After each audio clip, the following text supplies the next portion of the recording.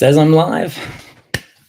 Guys, welcome. It is Wednesday, 7:30 p.m. Well, we're a little bit late, 7:38, 7:39. And here I am for our weekly Q&A around the property investor mindset, questions that you might have around how to go about investing, all of that kind of stuff. So anyone who has any questions, feel free to chuck them in the chat there, and I will be happy to answer your questions.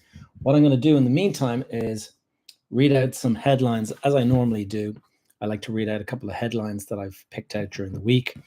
And since last week, there's been various things in the newspaper, and so I'll go through some of them. And the first one that popped into mind, I was looking at the Central Statistics Office, CSO, here in Ireland. It has released some of the latest figures, and in May, the 12 months to May, recently, the 12 months to May have produced an annual increase in property by 8.2%. And so 8.2% is quite an increase. If you consider, every year we have an increase. And so if it's just going to continue going up, it's a substantial enough increase. So 8.2% in the last 12 months. And that is as of May 24. And some of the stuff that they also found, there was information around the mean property prices. And so the mean property prices in the country, if you take the national average price of property across the nation of Ireland, you have a price of €335,000. And then in addition to that, you've got the prices of certain areas, and they highlighted this in the CSO. The Central Statistics Office is the cso.ie. If you go in there and look up the property price register, it has all of this information. And the property price register said that the cheapest county in the country of Ireland is Longford, and the average house price in the Longford area is 169,500, and so that's a good deal lower than the national average of 335,000. But in addition to that, it mentioned what the highest county in Ireland is, and that is the county of Dunleary Rathdown in the greater area of Dublin. And the prices there, I think it's 646,000 or something like that is the figure, or 626 maybe, but it is a lot higher than the national average. So you can see you have this massive gap, or this massive range, from 169 to 626. So huge gap between the lowest county in the country and the highest county in the country. Now, in addition to that, they mentioned the air codes. So as you know, we all have an air code associated with the houses that we live in. And the air code, they have listed F45. Now, F45, I understand, is the Castlereagh area. And the average house price in Castlereagh in F45 air code is €137,000. That's the average price in that area. And then the most expensive air code in the country, and this has just recently gone up because it was slightly less the last time I looked at these figures, is Dublin 6. So the Dublin 6 D06 in Dublin now has an average price of 740,000. That's the average home price in that area. And so you can see the massive range of prices between the lowest and the highest. And it just shows you, and if you consider that the average person has to earn a salary, maybe it's a couple, and they both earn a salary, and they're entitled to earn like 4.5 times their salary. That's what they can get out in the form of a mortgage. So it's going to mean that certain areas of the country are just inaccessible for the vast majority of people. So anyway, that is the news there from the CSO. Now, what we're going to do is, they also mentioned that there was a decline in home purchases by private investors last year. So property investors and financial institutions bought fewer homes in Ireland last year. The CSO said yesterday, while the state ramped up purchases of new and existing properties, there is less investors actually making purchases. Information filed with the revenue commissioners indicated that non-household entities, and that includes private companies and investors, as well as state bodies, purchased 12,201 dwellings last year. This represents a 9.8% reduction in the volume of purchases made in 2022, which had been the strongest year for transactions in at least in the last 6 years.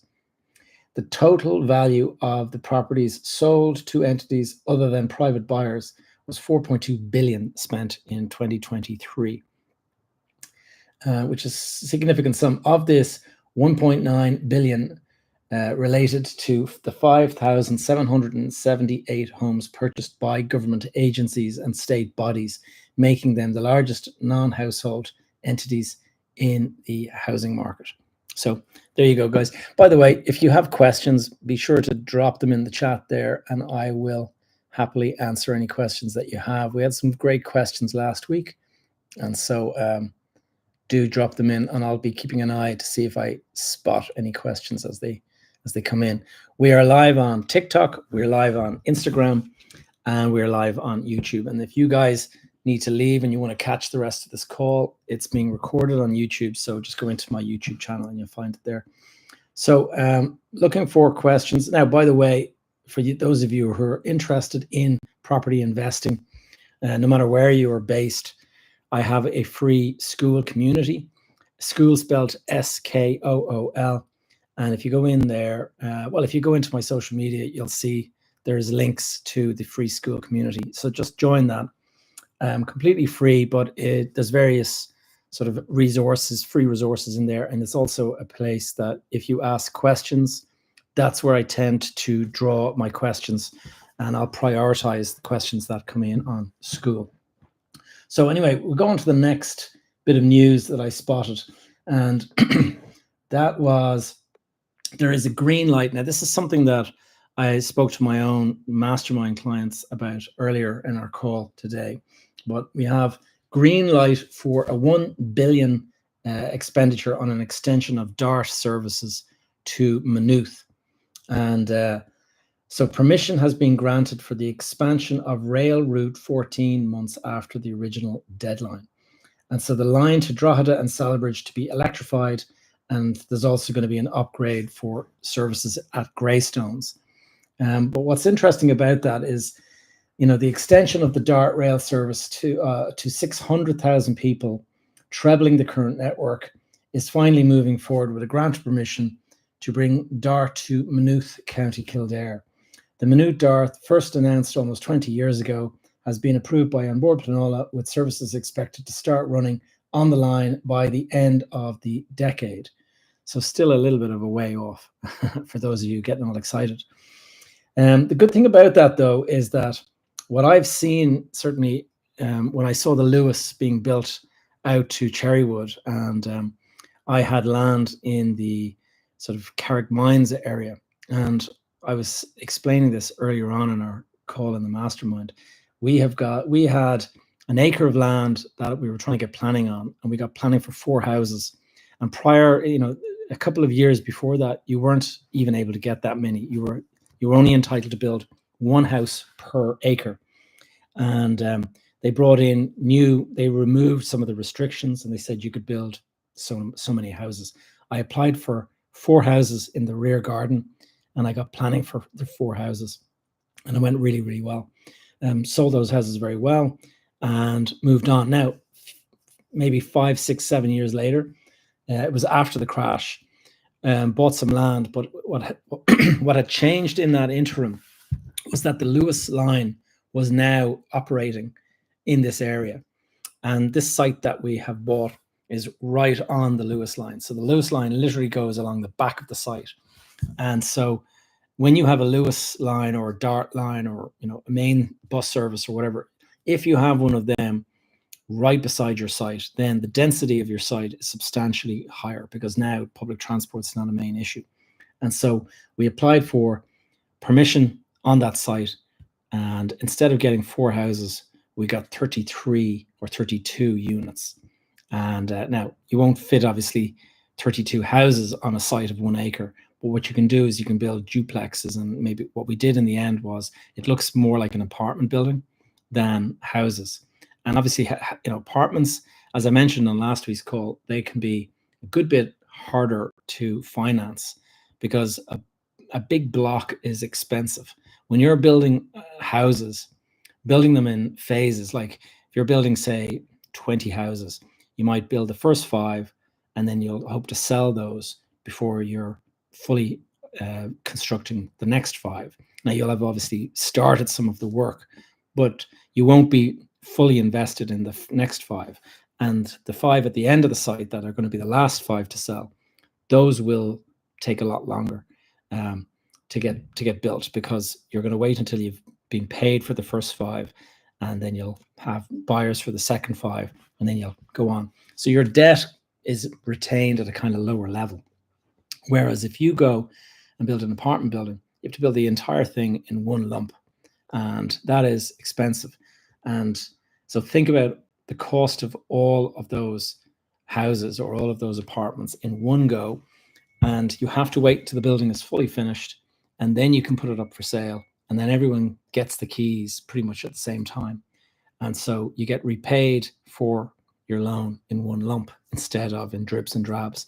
But that means that your debt is at its maximum level at the end of construction for all 20, 40, 50, whatever number that you're building. And that's why it can be hard to finance apartment buildings. And that's one of the reasons why, and this is really controversial, every time I post anything about this in social media, it gets such negative comments. And it's just simply down to trying to manage your risk and trying to make things financeable. If you are building a big apartment building and you've got to, finance some of this yourself, and then you get the banks to finance some of it, the banks don't want to take a massive gamble. Obviously, they took big gambling to new heights back in 2005 and 6, and in 2008 the party came to an end. When the party came to an end, most of those banks ended up losing their shirts, and they got taken over, and the government stepped in and became the predominant shareholder in most of those banks. So the shareholders lost their shirts. New owners took over, and they made sure that none of that risk that was done before was ever going to happen again. And the way they managed that risk is by simply removing the incentive to make risky deals. And the incentive to do risky deals is to have, but banks are famous for massive bonuses. And so if the bank is very profitable, usually the CEO and the directors all get this massive big payday. And so it obviously incentivizes them to go out and go berserk, growing the business like crazy, trying to grow as much as possible. And that's exactly what happened with Lehman Brothers back in 2008 when it went under. It had billions of risky deals, but the risky deals, as risky as they were very profitable on paper at the time that they were doing them. So these guys were pulling home 500 million salaries and stuff like that, or bonus packages. And then all of a sudden, everything was gone and the bank was bankrupt, and that was it. And that had this global impact across the world. And sure enough, Ireland was massively impacted by that. Now, I had a big property portfolio in 2008. And so I had a lot of debt, and that was really painful because suddenly the property prices fell, and they don't fall overnight, but they start to fall to the point where people get nervous about the fact that why would I buy this property now? Because it looks like the prices are going to continue falling. So if I buy now, I might end up making a loss. So what that does is it takes the people that are looking to buy property just out of the market. They just decide, you know what, I'm going to wait until I see that prices have bottomed out. And so suddenly everything was gone. And that was the end of it. There was no buyers in the market. And so you set your price. Like I remember trying to sell a property for 5 million, and there was just no buyers at all. So reduced the price to 4.25. And that's a substantial reduction. And you kind of think to yourself, okay, there'll definitely be somebody to buy it at that price. No buyers. Reduce it to 3.5. No buyers. And you're suddenly thinking, my God, where's the bottom of the market? And that's called price discovery. And that's when you realize that you really are in deep, deep shit. And anyway, it went like that. And in the end, property prices were, they fell 70% in some parts of the country. I see a question. I think it'll be years again. Housing will be sorted in Ireland. Oh, I think it's going to be years and years. My opinion, and I talk about this like pretty much all the time. It seems to be the recurring question all the time is, what's going to happen with the housing market? Will we sort out housing, the crisis that we're in? And I think it's unlikely that we'll make any kind of a dent in the short term. And the reason I say that, I don't like to be negative. I'm kind of a naturally optimistic person, but when I see the capacity of construction at the moment, it's just absolutely maxed out. It is so difficult to go and find builders at the moment because they're all, flat out working on projects. And are we heading for another property crash from Anto? So I don't think so. And like this is a really difficult one. There's a lot of nuance to answering this. I could easily say, no, there's not going to be a property crash. But what I will say, and that's kind of the way I'm leaning, but what I will say is that a property crash similar to the one that took place in 2008, that is not going to happen. And the reason I don't believe that that's going to happen is because 2008 was a completely different situation. In 2008, it was so easy to borrow money, like in 2007 and 5 and all that. There were people that were borrowing like literally billions, and they were buying huge tracts of land, and they were, amassing these huge loans to buy hundreds of sites or thousands of sites in some cases. And nobody saw that there was going to be a crash. It was kind of, now that part of it, we were all smoking weed or something like that. Like there was this national euphoria. Everyone believed that Ireland was somehow going through this crazy time. And yes, we were wealthier than Switzerland. And sure, isn't that completely normal? That was the kind of viewpoint that we had. And suddenly everybody was making money on property. So property prices went up. I can remember 25% in a year. And then you have another 25% in a year and another 25%. Can you imagine what it's like? The first property that I ever bought, this is 31 years ago now.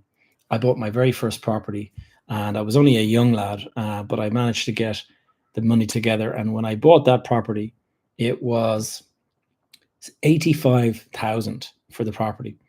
And at the time, it seemed very expensive. And I can remember my parents sort of telling me, like, Christ, like, I can't believe that's how much that property, because it was a small house, but 85,000. And sure enough, fast forward, like, let me see, that was 1993. Fast forward 6 years, in 1999, I bought my second property, my second home, we'll say. And I bought it with my girlfriend at the time, who ended up my wife. And we bought the property for 390,000. And I can remember when I bought it for 390,000, my father-in-law at the time just sort of said, "You are nuts. You are off your rocker. Like, there is absolutely no way that that property is worth 390,000. And sure enough, like, it was a struggle to get a mortgage. Like the banks were looking at me sideways, kind of thinking, can you afford this? Can you really afford it? Anyway, bought the place, extended it, did a bit of an extension to it and improved it a lot. And I did a nice job on the rear garden and stuff. And in 2006, I sold that property. So I held on to it for seven years. And when we sold it, the market had just gone absolutely berserk. Sold it at the best possible time. 2007 was the absolute top of the market. So to sell it at the end of 2006 was a really good time to sell. Sold that property for 1.95 million, having bought it for 392. And at the time when I bought it, everyone said I was nuts to pay so much for a property, and sold it for 1.95 7 years later. So that's the kind of way to go from 85 and 6 years later to pay like 390, and everyone thought I was nuts. And then 1.9 million 7 years after that. And that's kind of what happens, is that property. Now, it doesn't always do this. Obviously, 2000 and that 1.9, whoever paid 1.9 for my property, that property probably crashed down in value, maybe to like $1 million or something like that. So they were probably in negative equity for quite a few years, and then it recovered, and probably it's worth a lot more today to the person who's living there. But this is the kind of thing that goes on. So getting back to the point, is there going to be a property crash? I see what happened back then was driven by speculation. It was super easy to get loans from the bank. So you go to a bank and you say, I can remember doing this. I was bidding on a property and I wanted to bid 950,000 for the property. So I needed a deposit of 10% ready to go, 95,000. And I remember ringing the bank and saying, I'm bidding on a property for 950,000. I'm going to need 95,000. If I'm successful in the auction, I'm going to need 95,000 tomorrow, but I don't have it in my bank account. Is that okay if I just write a check for 95,000? Will you just make sure that it goes through, and I'll sort things out afterwards? Like, can you imagine having that conversation nowadays? You would be looked at like you're from an asylum or something like that. Just no way would the banks allow anything like that. But that was the way it was. Phone call, yeah, no problem. We'll sort that out. Went ahead, bought the place for 90, put in the 95, and it cleared, even though I didn't have the money in my bank at the time. And so that was how easy it was. No loan documentation, no papers or anything like that. Fast forward to today, and anyone who's out there trying to borrow money at the moment will know just how difficult it can be. And that being the case, you can understand why it's hard to imagine some sort of a property crash that is driven by over exuberance as an investor in the market. If you've got rampant speculation and you've got banks that are giving money away like it's confetti, that drove up prices in 2007. But today, the banks are so careful and they do all these stress tests on you. So it's highly unlikely that there is a load of people out there that have massively overpaid and that have overstretched themselves to the points where the banks are uncomfortable. The banks have checked all of this stuff out. There is also the reasons behind people buying. If you consider what happened in 2005 and 6 and 7, people were buying not because they needed property. They were buying because they knew they could sell it for a profit. And I was caught up in that euphoria. I can remember buying something and thinking to myself, maybe the yield is not great, but I know I can flip this for 25% more next year. That was the rationale. Or you would be saying, you know what, maybe the price is not great today, but I know next year the price will be great. And so you just assumed the prices were going to continue to rise. And so nobody was really caring too much about what they paid, because they just knew, I'll find somebody else to pay more yet next year. And so I'll be able to get out of any trouble that I'm in. Fast forward to today, and people are not buying for that reason at all. People are buying because there's just an unbelievable shortage of property.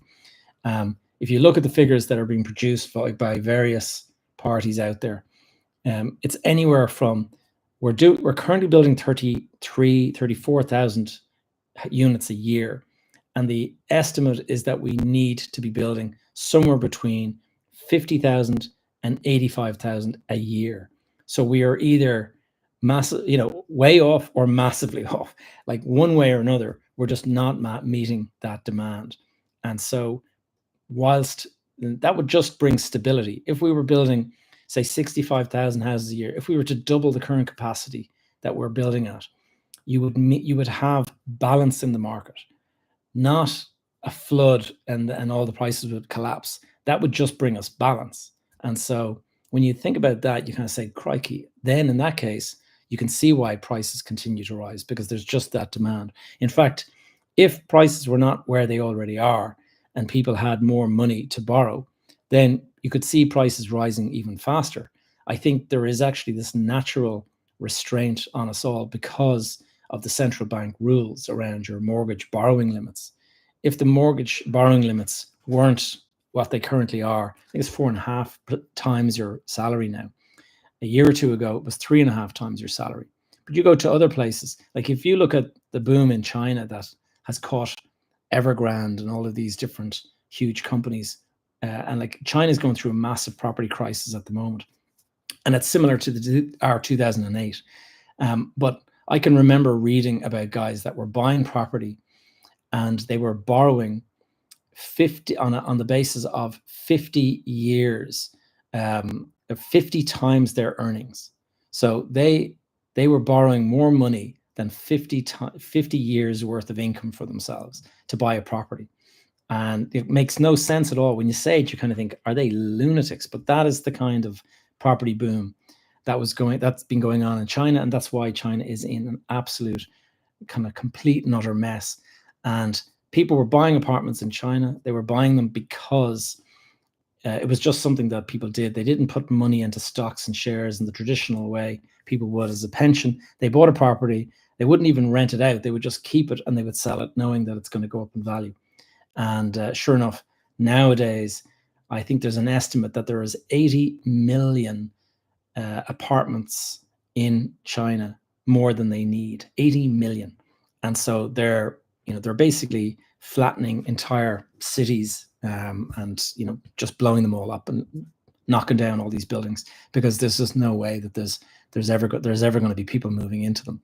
But a lot of people have put money on those things, and so China is in a world of pain because of those. Now, of course, it's a massive economy, so they can probably weather it. But you're going to have a whole generation of people, somewhat similar to the Irish system, where, millions of apartments unfinished, and people just have paid. Like the system was over there is you made stage payments, and sometimes that, and so people have made all these partial payments to these, and now they're like 50% they've paid 50% the property, but the property now has stopped, and so you're not getting your money back, and you can't sell it to somebody else because you don't even own it. It's still partial. So really mess for some people, What I've seen the stories, it's shocking how regular people got burnt so bad. Yeah, it's really bad. Opinions on Belfast property. I'll tell you, I don't know a huge amount about Belfast, but what I do know near Belfast is Bangor. And I was speaking to a chap that I know who bought a commercial building in Bangor. And I can remember when he first told me about it, it looked to me like he had got a really, really nice bargain. And I can remember, like, it was a big commercial building. And I remember kind of thinking to myself, geez, how did you manage to get it for that price? Because it seemed like he was going to make an absolute fortune. But the last time I met him, I was asking him, how's he getting on with that development? And he was like, man, it's really, really tough. Finding it hard because the cost of, you got to pay commercial rates and all that kind of stuff. The cost of all that is really weighing it down, and he's got no tenants into the property. And a lot of the time, I built a big retail complex in the south of Spain in 2007, 2008. And it was a complete disaster in the end.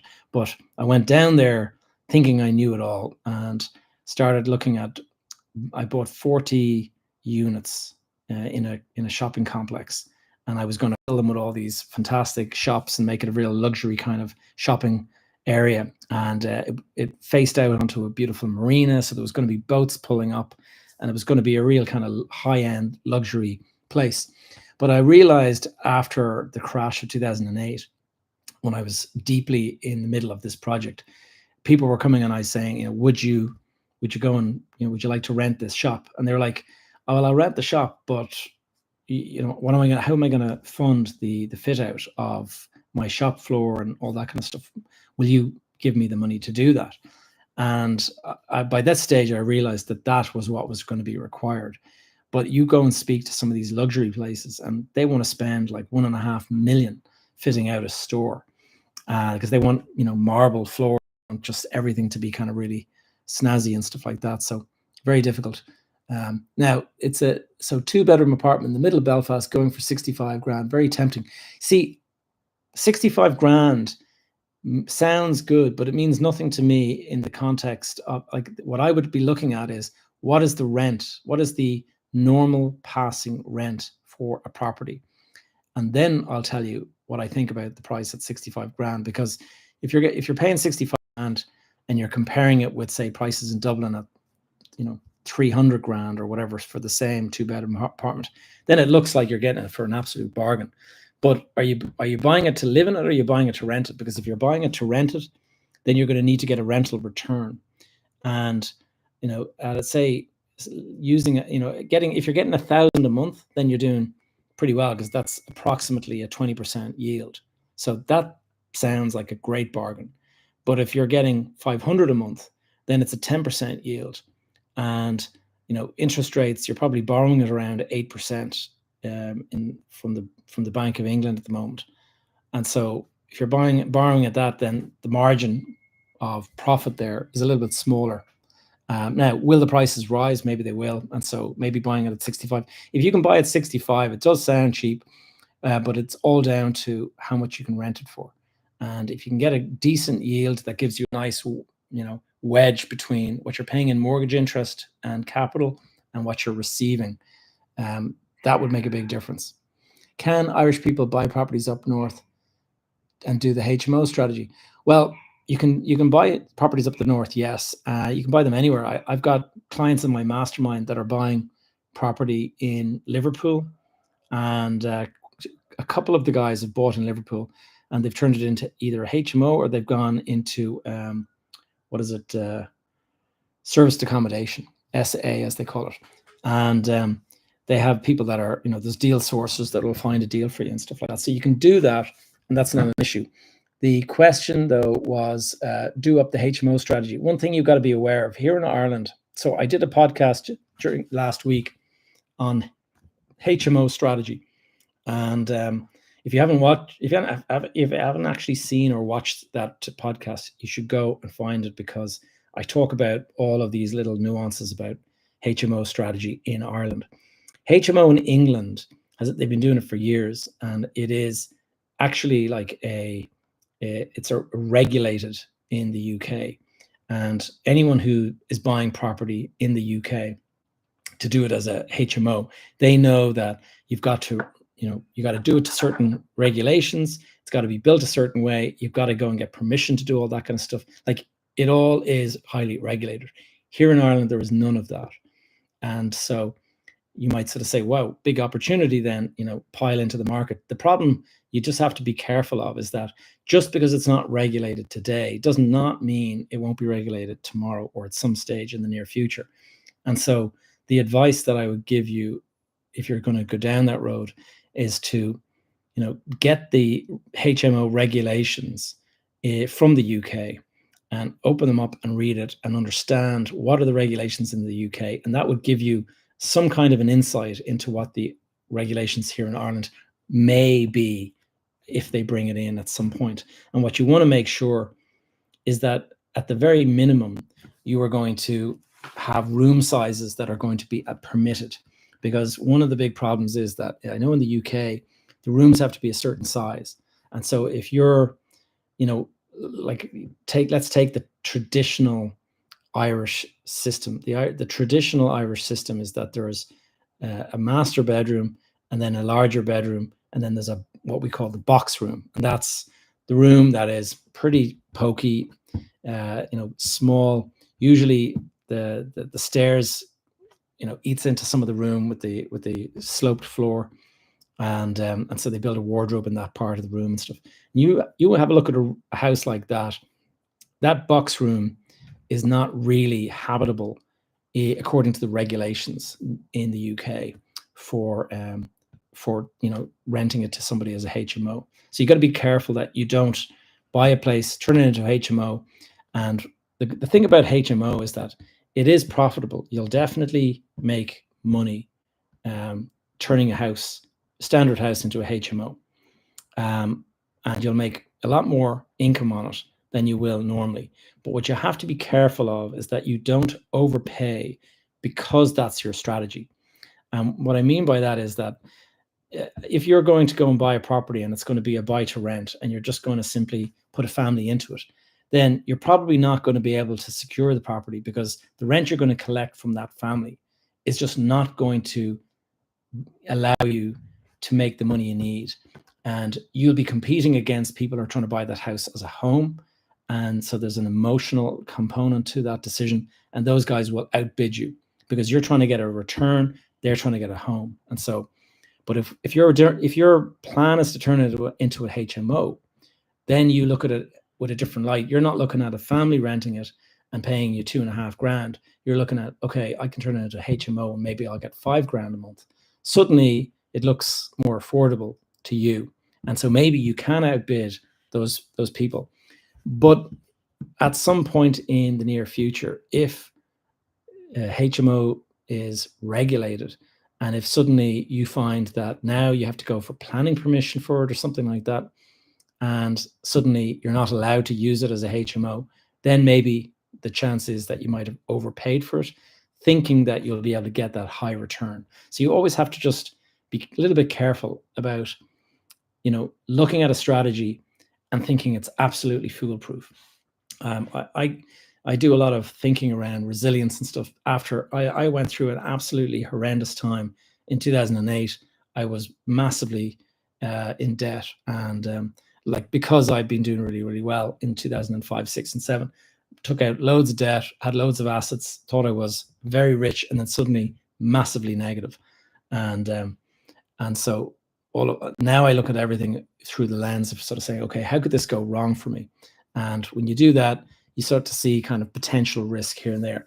And I'm not saying don't invest, but I'm just saying keep your eyes wide open and look at risk and say to yourself, okay, how can I mitigate that risk? Is there a way that I can reduce the chance that I get caught in this scenario or that scenario? Would it be better to buy in the Republic or just rent out? That is the question, all down to your affordability. The reality is, it's funny. I was talking to one of my clients yesterday, and he does building work. He's a kind of contractor, we'll say, and he has a couple of subcontractors working for him, and one of them is a plumber, and another one is an electrician, and another one is a carpenter. And he was saying that the electrician and the carpenter, both of those guys had bought something that year. And this guy, I think he was the plumber, he had decided that he was going to save up his money, save up. And he had about 50 grand in the bank. And the other two guys had 2 properties to their name. And he was sort of saying, look, I've got 50 grand in the bank now. But they were saying, yeah, but the property prices in the time frame that you've saved up that money have gone up by probably 100,000 in that period of time.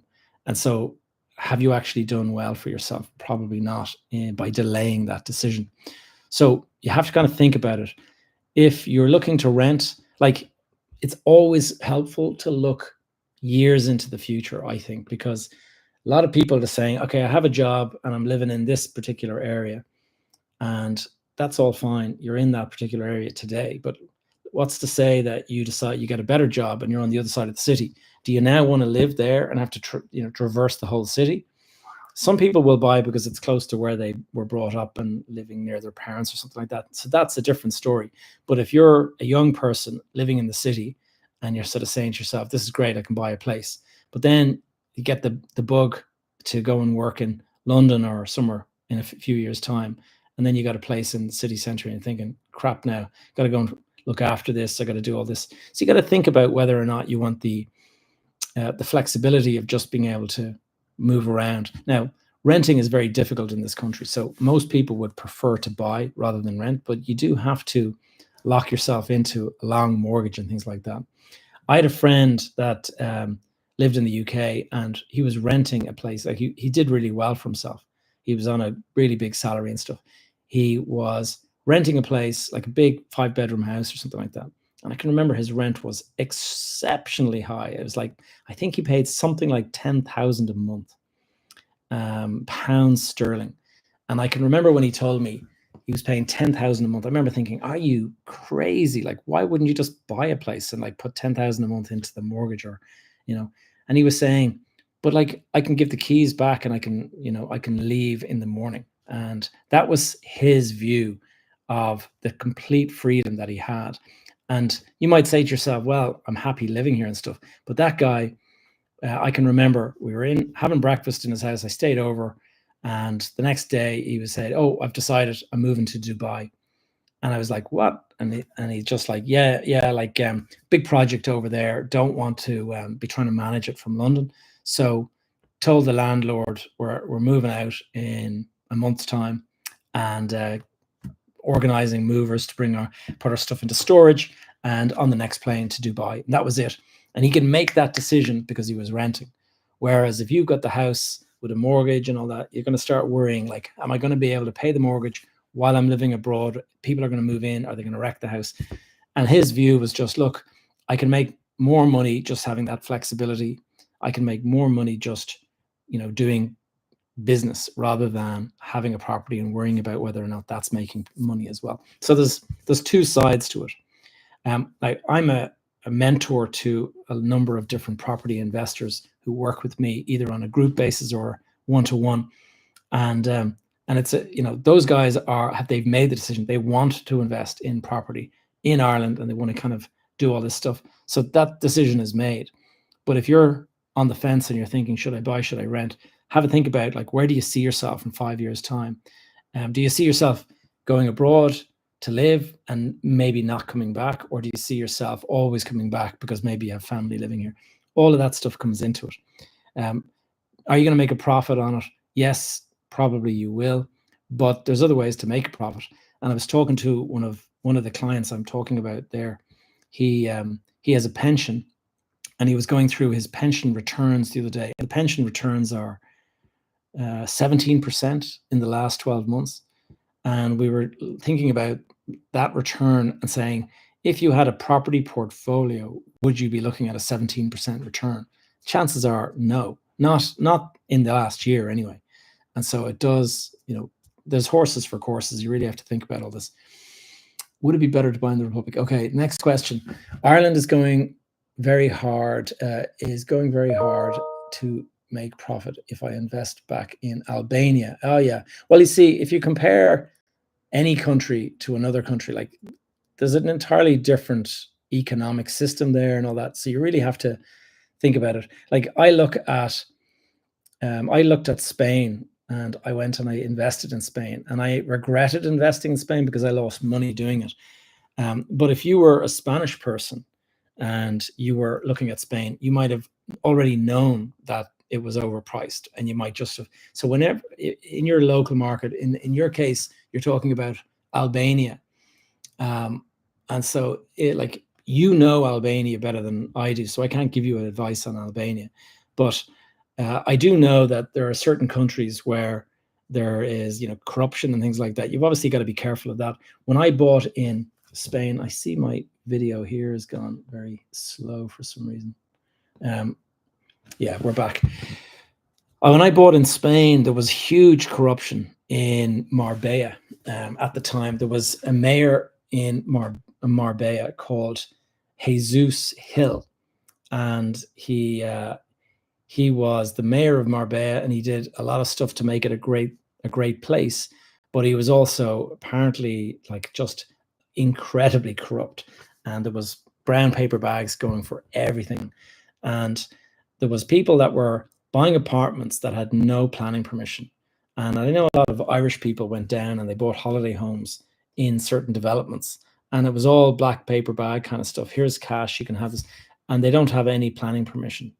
And so when those people are trying to sell, they're trying to, put together the documentation to sell the property, and they find that there is no documentation. The thing was built without planning. You can never sell this property. You're locked in for life. And so that's one of the downsides. So I don't know what Albania is like for that kind of thing.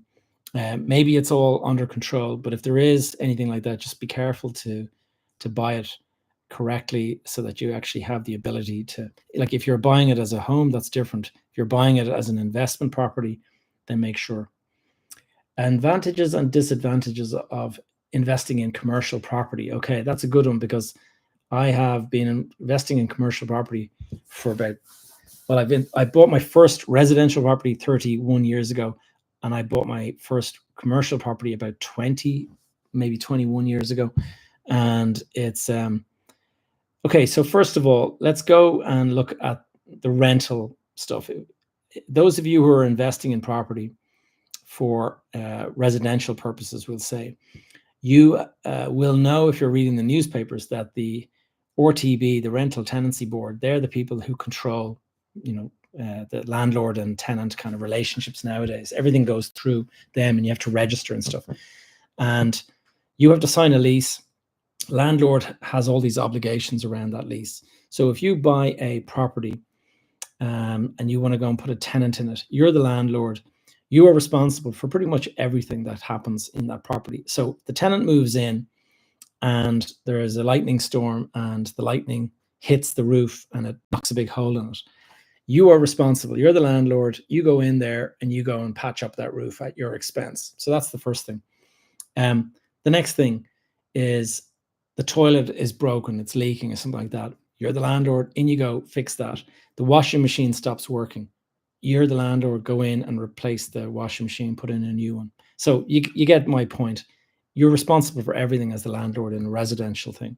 And the tenant has all these rights. If the tenant has been there longer than 6 months, I can't remember exactly the different rules, but they have certain notice periods. So if you decide that you want to sell the property and you'd like the tenant out so that you can sell it with vacant possession, you have to go and check and see what are the tenant's rights. He is or she is entitled to a period of time before you can ask them to leave. And I'm seeing this a lot now. I was speaking to one of my friends who's an agent, and he was saying that massive problem for them, because you want to sell your property, you go and you meet your tenant, and the tenant might be a very nice person who you've never had a day's problem with, and you say, listen, I'm going to sell the property, so I'd like to ask you to leave, and I'll give you, a couple of months to go and get yourself another place. So a couple of months passes, unable to find another place. And it's like, well, have to get you out. And it's like, yeah, but what are you going to do? Like, I'm not moving out onto the street.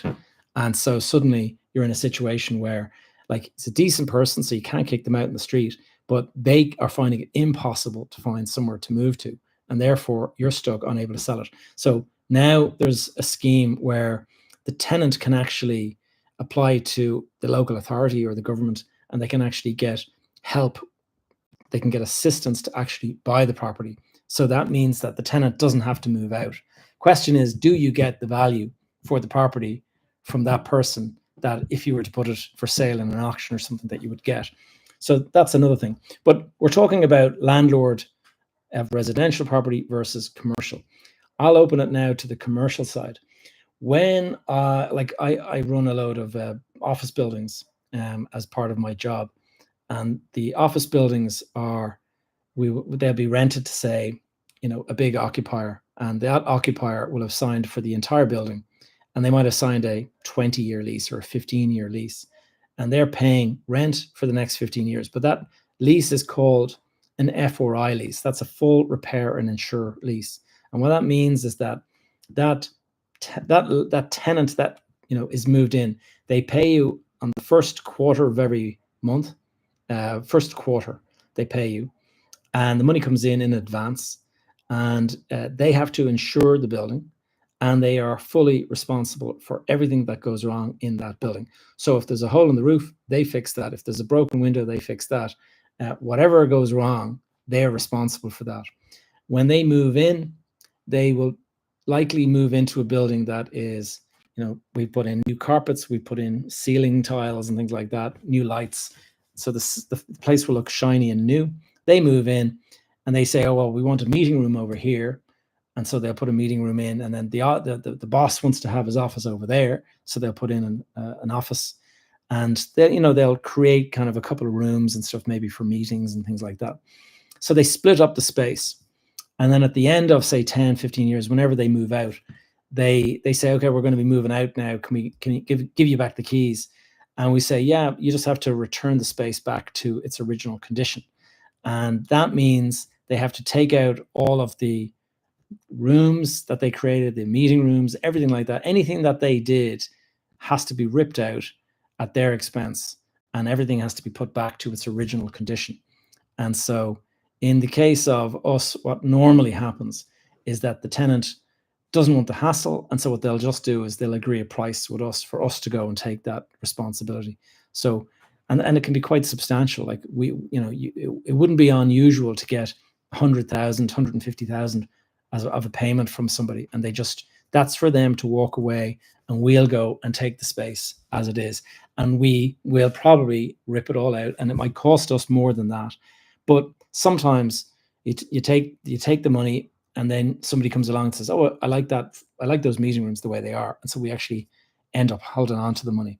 But it's not always like that.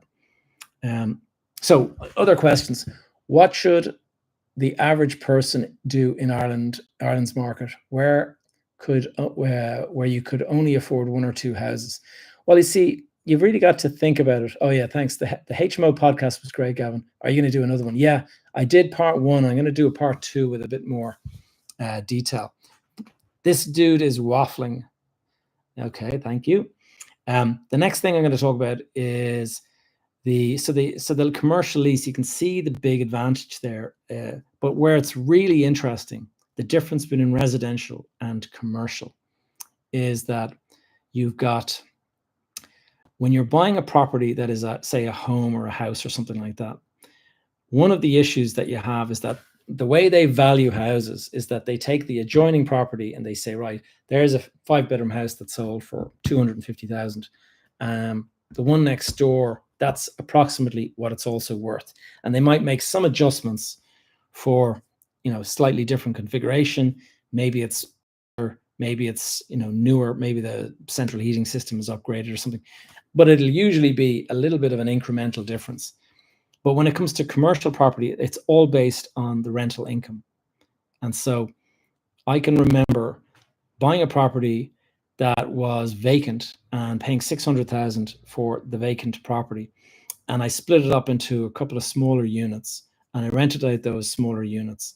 And I can remember, just by taking an empty property with no rental income, its value fell down to effectively construction price.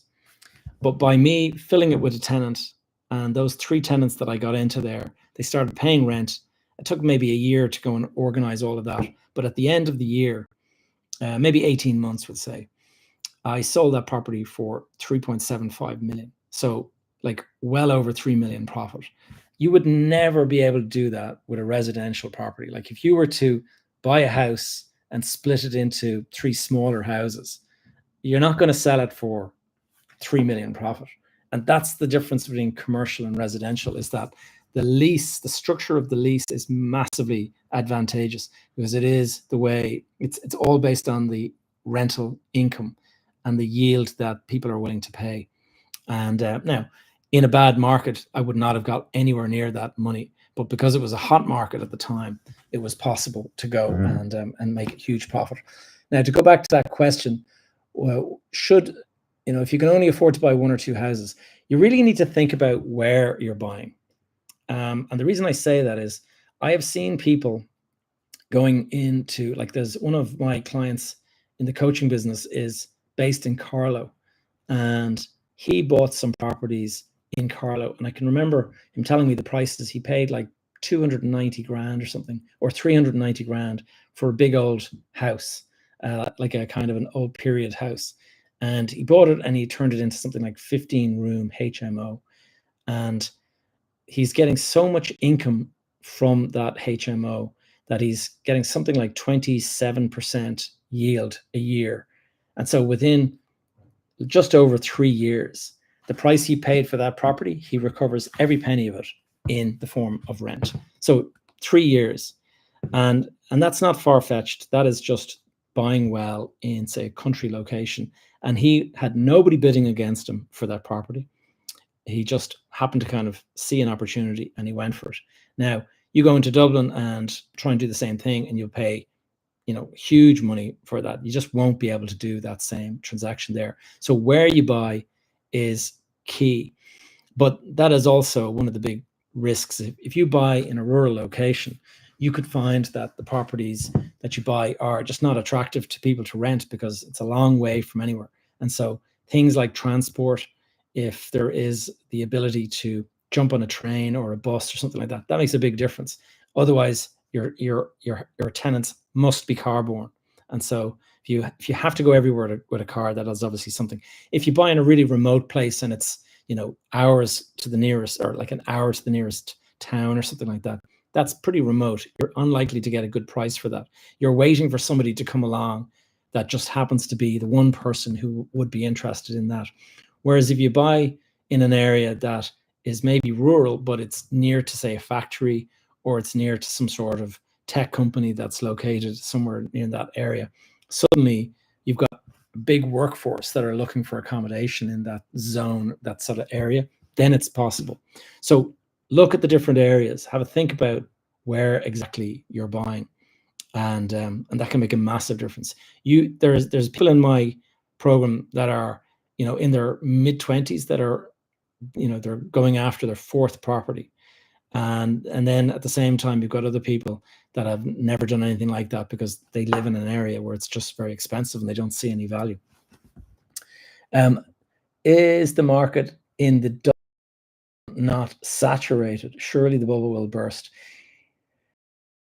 You see, the bubble, you've got to ask yourself, like, the bubble.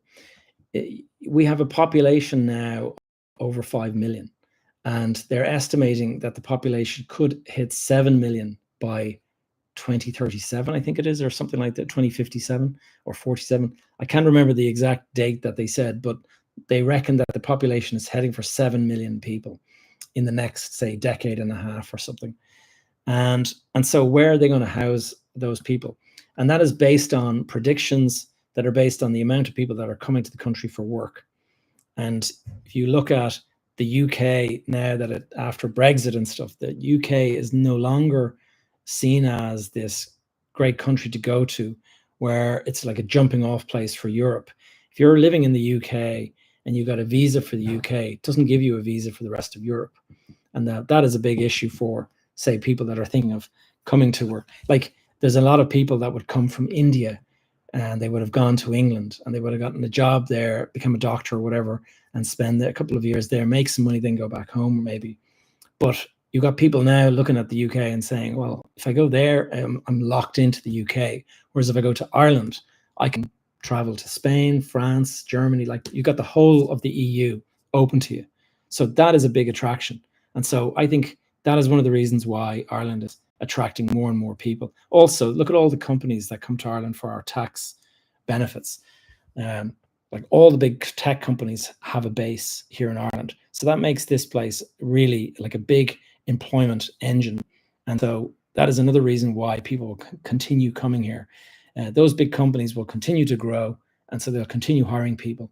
And so as they hire people, they naturally need houses. So thinking that a crash is going to take place assumes that the market, that there's no demand for property, and that everyone is just building property and selling it. And at some point, the music will stop and it'll all just come crashing down. I don't see that, because anyone out there buying property as, speculation, I see them need a home to live in. And the only people that are bidding against are maybe the investor that has decided that they prefer the idea of property than putting money into a pension fund or something like that. So there's a lot of people, like tradespeople, that would view property as a safer bet than putting money in the stock market, for example. And that's something to consider. If you're a person who knows the stock market, if you're a person who tracks, we'll say, crypto and things like that, then you'd be looking at that and saying, sure, that's a much better investment. But there's a lot of people who aren't savvy and don't have that kind of knowledge. And those people would be looking at property as the most obvious place to invest, because all of their mates are in the trades. So if they need something fixed, they can go and get that fixed. If they need something repaired, you can go and send in your mate who's a plumber or an electrician or whatever. It's easy to get stuff done if you're in the trades. So that is one of the reasons why I see an awful lot of people in trades using property investment as a retirement strategy. And so they see themselves as, when they're finished, when they decide that they want to hang up their boots and they don't want to start, work on a site anymore, they can simply go and start using the property that they've been renting out as an income. And so I know Joe Doyle, myself and Joe are friendly. Joe talks about the sort of tradesman. I think he says he should have 5 properties. And that's kind of like, that means that you're earning enough to be able to retire from the job at some point. And let's see some more questions. Looking at Wacko, Behind the Facade. Yeah, that's my spot. That's my podcast is called Behind the Facade for those of you who are interesting. And what age did you start getting into property? I was 21 when I bought my first property. And it was, so do the maths, 31 years ago. Yeah, that was my first property. I was mentioning it earlier. It was 85,000 at the time. And it was a good price. It seemed crazy. And my parents all thought I was mad paying what I did, but you could buy property for 40,000 at the time. But I bought in a nice area that had kind of all of the services, and I wanted to be in town. I didn't want to be driving everywhere. Gavin, can you do cost, etc. on HMO on your next podcast? Yes, I'll go into that. I've actually had a few people asking me about some of the specifics. So I did a podcast 2 weeks ago, I think it was, on HMO as a strategy for investing in property in Ireland. And that was part 1. So I'm going to be doing part 2. And I'm just putting that the content for that podcast together. It's probably going to come out either next week or the week after. That would be great. Okay, I'll do that. Do you think becoming an estate agent in Dublin is a good career option? Yes. Well, it depends. Like, it's a good career option if that's what you would like to do, if you want a job in property. But there's people are asking me, actually, I got this question just the other day, and somebody was wondering if they wanted to become a property developer, would that be the right sort of step to take that would bring them into the kind of the world of property? And I've seen people doing that. And I would say, yes, it probably is, but it depends where you get a job, because an estate agent can mean a lot of different things. If you can go and work with, say, a small estate agency that has a handful of people working there. So you're effectively working with the boss on a regular basis. And so you'll get to see a little bit of everything.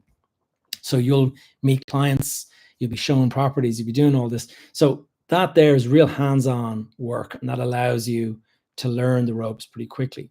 But if you go and get a job in one of the big firms, and like the big firms, I work with a lot of these big firms like CBRE, Jones Lang LaSalle, Knight Frank, Savills. There's a lot of these big firms out there. And when you go into a firm like that, the bigger ones have so many different departments and stuff that you could get pigeonholed into quite a small area, and you could end up being a person who learns how to write reports on sustainability, for improving sustainability in a building or something like that. And that's great if that's what you'd like to do, and you'll become a niche expert in that particular area. But for somebody who wants to learn how to do development, that is not going to be of much use to them. And so you got to think about where you're going to get the best type of advice. Probably if you want to get into property investment or something like that, then working for a property investment company might be a way to do it. And I have seen that kind of thing before. One of my clients was working for one of the big developers, and he got some really interesting sort of insights in working for them. And so that is definitely something that if that's the kind of thing you're looking for, that would be really useful. But definitely think about, like, what's your long-term objective. A career as a real estate agent is good, and you can earn good money, but there's a lot of people, sort of already in that space. So you have to kind of wonder. Also, and I would say this to everybody who's out there at the moment, and this is something I talked about on my podcast recently as well, is artificial intelligence. Like, that is going to shake up the professional world incredibly, and it's very hard to even see around the corner. Like, if you think about it, 20 years ago, I remember I was in university when the email came out, and I was in university when the internet was first a thing. And I can remember logging on to, it was called Yahoo, and that was the equivalent of your Google today. And Yahoo, obviously we all know Yahoo Finance probably, or whatever, but back at the time, Yahoo was like the search engine you went into. And those guys, you would type in, like, they basically offered you up like a couple of sites that they thought were good. So here's a new site that you'd be interested in. Here's something else. There wasn't really a search function. And that was the internet. And I can remember looking at this going, like, I don't really see much opportunity here. And this is the way. And then email, like, what's email? And so nowadays, everyone's so used to that it's like, it's like breathing. It's just what you do every single day of the week. Artificial intelligence is going to become the very same. We are going to be living in a world where everything you do is connected to your phone or your watch or something, like maybe it's the light in the ceiling will be listening. And you just say, will you go and do this? Will you go and do that? So it's going to be a very different world. And so you wonder, will the traditional estate agency job, will that be a thing? I think certainly construction work, there is a risk at some stage that that'll be replaced by robotics and stuff, but I think it's more likely that robotics and stuff will be slower to be delivered, whereas artificial intelligence replacing desk jobs and professional jobs, and I need a report on nowadays, use ChatGPT. I need a report. Will you tabulate this and put it into a kind of a table or a spreadsheet or whatever? You can do all that stuff just by speaking to your phone now, and it does a report and it zaps it out in a few minutes. That could have been the job that you would have got a few years ago. So you need to be thinking about, what can I be useful for in a world with artificial intelligence? And like, I'm no, but I'm certainly, if I was giving I've got 5 kids, if I was giving them advice, I'd be thinking, find out how you can leverage the world of artificial intelligence, figure out like a way to get in there somehow. Because I'd say the people in schools now that are setting the curriculum for the Leaving Cert for the next few years, like, they must be scratching their heads wondering, what the hell are we going to teach kids to do? Like, who knows what the world's going to look like by the time the kids that are starting school today are going to do in their Leaving Cert in 15, 16 years. Like, the world will be a completely different place. And so it's very hard to kind of figure out what the school system is going to look like. So yeah, good question. Let's have a look. Housing refugees was once the lifetime opportunity. Yeah, and it's not quite the same anymore now. You're more likely to have your house burnt down if you're looking at the way the people are sort of getting very upset about any kind of asylum accommodation being put into certain areas and stuff like that. Buy an apartment when it's fully built in Spain. Yeah, so getting into like foreign property like that, if you're buying in a country like Spain or something like that, they sell apartments like off the plans and things like that.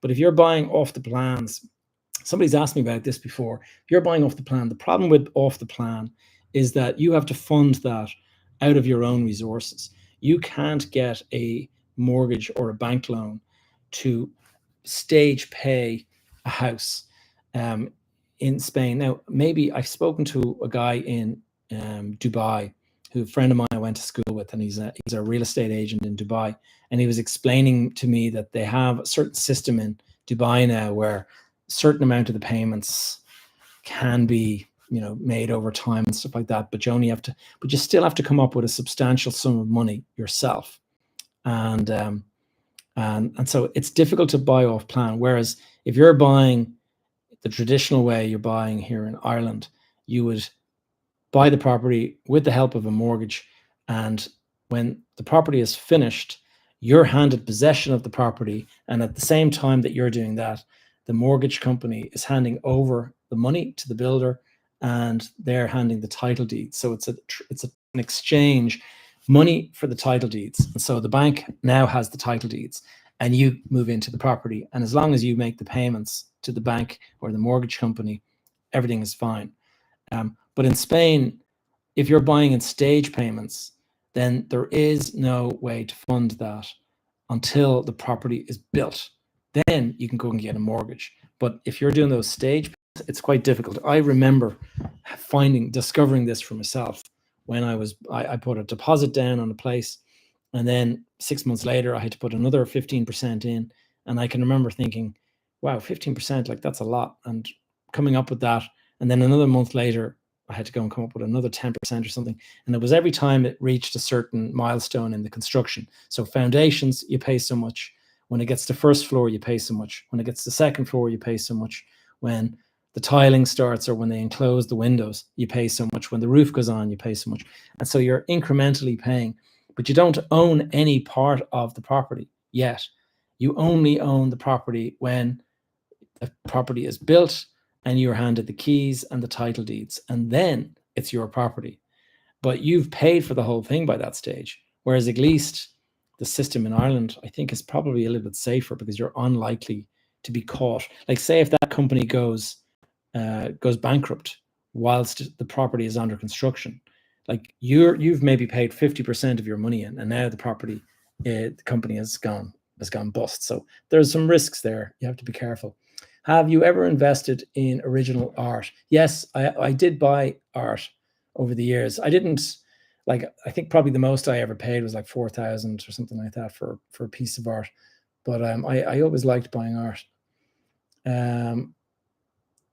Overhold is rife at the moment. Yeah, that's what we were talking about, where property, it's not because a person is difficult. It's just, it's so difficult to find property to move into, that you can't move out of your current property. Where are all my properties, pal? Well, I've got commercial property in the Dublin Port area, and then I've mostly gotten rid of all of my residential property. I own the place that I'm living in, and I have a place in Spain and things like that. Whoever buys a house is an idiot. There's some great wisdom for you guys. That is from Stop the Presser from hounding you. Okay. Luxury wares. I was wondering the same thing. Does anyone know how much you can earn? I don't know about that. Let's see. I'm going to keep on going down, find a question. Okay. I paid 5,000 deposit on a new build last Friday. How long should it take to get a booking receipt? Oh, you should get a booking receipt straight away. Well, I mean, it depends on whether it's a big launch and they're getting through it all, but you should get one back pretty quickly, I would have thought. Can you get grants going as a startup investor to build a new house? No, that's not really a startup function. You want to go into Enterprise Ireland and they give you 50,000 for a startup, and you can get going on that. You are so right, man. I don't know what that's referring to. So you don't think it will get as bad as 2008? No, I honestly do not see 2008. Like, there could be some sort of an economic crisis created by, like, maybe Donald Trump gets voted in America and that creates like all sorts of like financial crisis or something. But the reality is the Irish system, of 2008, that was impacted by rampant speculation and the banks just giving out too much money. And it's so difficult to get money out of the banks nowadays. They're so conservative in the way they look at their risk and all that the likelihood that they've gone and overlent to thousands of customers is pretty small. And then the people that are buying the properties, they're not like, you speak to anybody, they don't own 20 properties and they're all like, up for sale and they'll sell them next month or something like that. Most people, they buy a property to live in, and that's their primary residence, and that's what they're focused on doing. And then after that, they're not that interested, except maybe buy a property and put a tenant into it, and you get that under control, and then you might do it again. But back in 2007 and stuff like that, I can remember we were building houses, and a lady, we contacted a lady and said, your house is ready. We need you to go and close now. You'll have to pay the money over in the next 2 weeks or whatever. And when we sent her this email, she sends one back. She says, oh, which one of them is it? I've bought 4. And I can remember us all scratching our heads thinking, this woman has bought 4 houses in this estate. Like, that's crazy. And she was basically buying the 4, and then as soon as she had possession of it, she would just sell it on, and the price that she agreed to buy it at, it was probably 30 or 40 grand lower than what she was able to now sell it for. And so that was what she was doing. She's putting the deposit down, and then what you could also do back then, that was a trick, was to buy but not to close the transaction and not to stamp it. When you brought it in and when you stamped the contract, the contract, you had to pay 9% stamp duty. So what a lot of people did was they signed the contract, but then they didn't stamp it. And so officially it hadn't been recognized by the revenue yet. And then what they would do is they find a buyer, and the buyer would step in, and that would be it. And so the buyer would pay the stamp duty, and this person would get in and get out, and they'd make their 40 grand or whatever it was. And so I had my brother-in-law was doing this, and himself and his wife both bought a place, a similar kind of a thing. And I can remember hearing that. We had lunch one day, and he was saying, listen, I see the market's getting a bit shaky. I don't think I want to go ahead with that purchase. Do you think the guy's going to give me back my money? I was like, no chance. You're not getting back your money. But it's not just that. He's probably going to take an action against you to close the deal, because you signed a contract to go ahead. It's not like you can't back out now. You have to go ahead and purchase the property. And in the end, I think they did a deal where they were forced to buy one, but they were allowed to give back one of them. And so they went ahead and purchased one, but they didn't want to buy it, but they just were forced to. Anyway, let me see. So I just don't think a housing crash. But having said that, there are always events that can upset the market. So why young Joe Biden? Let's have a look. Anyway, guys, we're getting near the end there. If anyone has some final questions they want to ask, shoot. Otherwise, I'm going to be winding things down. I do this every Wednesday, 7:30 till 9. And so is it an issue after going sale agreed and an application on land direct awaiting attention pending? I don't know. I can't answer that. I don't have enough context there. Have only lived here 2 years. Can I get any sort of grant for a second-hand home? We earn about 130. You can't really get grants but what you can do is get grants to improve a property and bring its energy rating up. And so I know and also around the country, there are various derelict properties, and you can buy a derelict property and you can get a grant to actually, help fund the restoration of the property. Now, I think you can get up to 30,000, but you'll probably end up spending a lot more than that. So it's not like free money, and you don't have to do anything for it. And then let's have a look. We have a couple of other questions. I see one here from Pixel Illusionist. Hey, I'm 23 years old and I've saved 35 to 40K. I want to invest in Dublin, a property for letting and mortgage equals rent. How should I get started? I would suggest that, 30 to 40 is going to be difficult in Dublin because, maybe not. Like, it depends really where you're looking at. But if you're going to buy a property to invest in, the banks are going to insist that you put 30% down and you borrow 70%. And the trick, and this might be a little sort of tip for you guys in terms of strategy, instead of going to the bank and saying, I want to buy a property and I want to rent it out, you go to them and say, I want to buy a property, I want to buy a home for myself. Then they will give you 90% of the money and you only have to put down 10%. Now, if you're buying it for yourself, you're also, and it's the first time you've ever bought, you'll also have a first-time buyer's grant that you get for new homes and things like that. So all of that stuff helps, but you got to be careful if you try to play the system. And I have seen my sister, when she bought her first property, she got the first-time buyer's grant, and a few months later, there was a knock on the door, and a lady came in and wanted to look around and see that the property was in fact hers, that she was living there, and that she hadn't tried to scam the system by just, saying that she was a new buyer, and then turns out that she was renting it out or something like that. So those little things, you can get caught out on them. But if you're going to buy in Dublin, the average price in parts of Dublin can be pretty high. And so you need to be careful about where you're investing. You also need to be careful about, like, the yield on property purchased in Dublin is not great. It's pretty low yield. Whereas if you go out of the city, more into the countryside and stuff like that, there is, or we'll say to towns like Maynooth or something like that, where they have a big place like Intel, those places tend to do better because there's a big workforce in that area looking to live there. And so you can rent that out a bit easier, and it's probably not as expensive as buying in the center of Dublin. So you got to go a bit further out to make sense in terms of just, you see, you're going to be borrowing money, and the money from the banks is probably 6 or 7%. And so you need to be making at least 10 or 12% for it to make any sense. And it's not easy to find a 12% in the Dublin area. Is it an issue? Okay, I'm going to go to the next one. What would you say is the best tax strategy for building a second home and then selling one? Well, the best tax strategy, if you can swing it, and I've done it myself many times, is buy a property that's your home, do it up, and then sell it.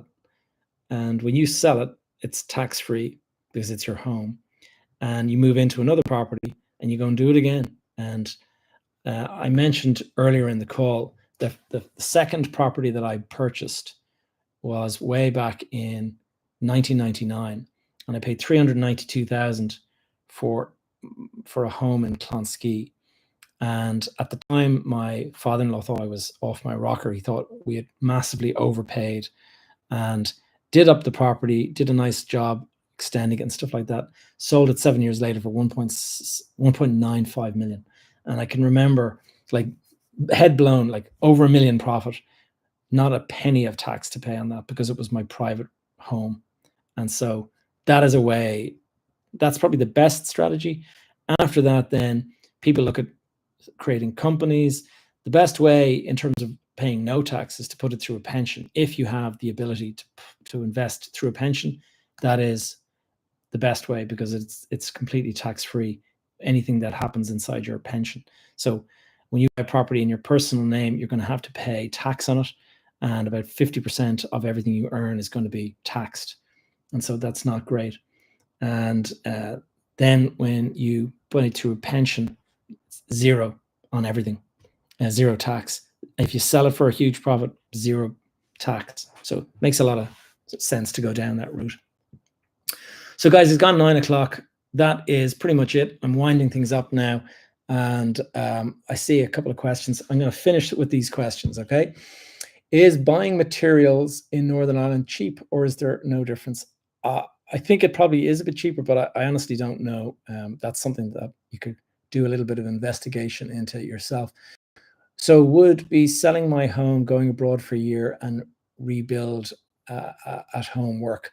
You want to, yeah, you could probably do that, but you need to be careful. Like what I've seen people do is do that and then find when they come back that prices are much higher than they thought they would be. And so all of a sudden they come back and they can't afford the place that they sold when they left. And so I have seen that happen, where the person sold their property and they thought here's a good example to finish on, okay? We hear people, I see people asking about, is there going to be a crash? Is there going to be this and that? I know somebody who believed there was going to be a crash. And so he sold his property anticipating a crash.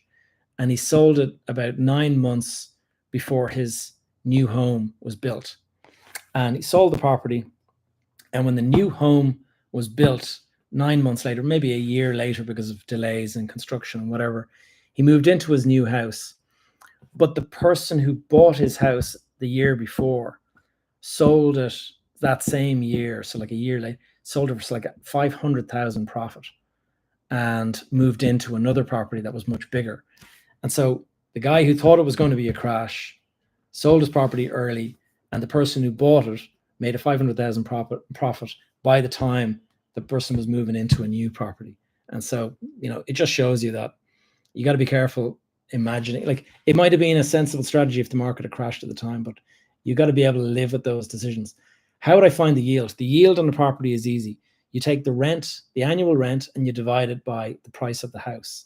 And then you multiply that answer by 100, and you'll end up with a percentage. And that percentage, if, you know, usually it's 8% or 7% or whatever, but if it's a really good yield, it'll be like 15, 20% or something like that.